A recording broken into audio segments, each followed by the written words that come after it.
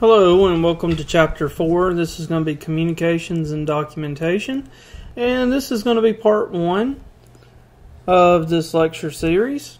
And we're going to go ahead and get started with the introduction. And just to go ahead and throw it out there, we all communicate on a daily basis. Matter of fact, right now I'm communicating.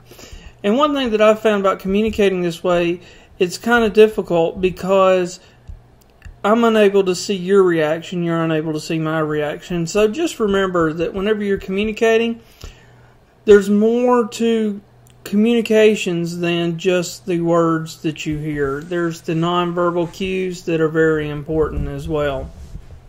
So we have both verbal and nonverbal, and they work together to provide essential communications between the receiver and the sender.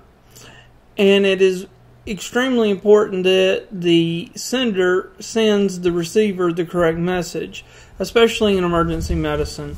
We need to make sure that the physician or the partner that we have or the nurse or whoever gets the right message that we want conveyed to, because it could mean better patient care or compromising patient care. So, like I said, verbal communication skills are important for AMTs.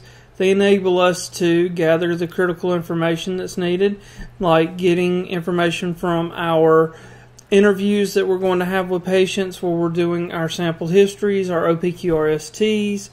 It helps us coordinate effectively with other responders, and when we transfer patient care over to whoever we're going to, whether it be a paramedic, another AMT, or a nurse. So then the other component is documentation, and this is the unfun part, I understand that, but it is an essential part because this is what is going to ensure that patient care is transitioned from one provider to the other. And please, if you do not believe it, please believe me that physicians and other healthcare providers in the chain of healthcare for the patient that you take to the hospital do utilize your patient care reports. I have been notified by ICU physicians who needed my patient care report before. So it is important to help with the transition of care and continuation of care as well.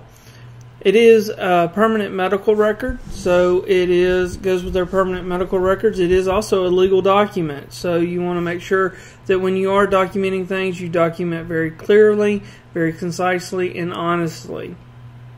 It demonstrates that appropriate care was given to a patient, and it helps others, like I said, who may participate in the patient care. So, complete patient records guarantee proper transfer of responsibility.